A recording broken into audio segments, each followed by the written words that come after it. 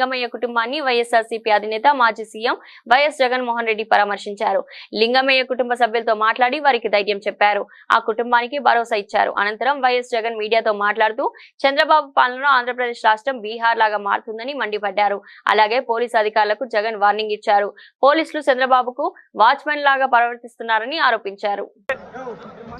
పోలీసులు ఎవరైతే చంద్రబాబు నాయుడు గారిని మెప్పు కోసం ఎవరైతే పోలీసులు చంద్రబాబు నాయుడు గారి మెప్పు కోసం ఎవరైతే వాళ్ళ టోపీ మీద ఉన్న సింహాలకు సెల్యూట్ చేయకుండా చంద్రబాబు నాయుడు గారికి వాచ్మెన్ల కింద పనిచేస్తా ఉన్న ఆ ప్రతి పోలీస్ అధికారికి చెప్తా ఉన్నా, ఎల్లకాలం చంద్రబాబు నాయుడు గారి పరిపాలన సాగదు. చంద్రబాబు నాయుడు గారి పరిపాలన త్వరలోనే వస్తుంది. ప్రతి పోలీస్ అధికారికి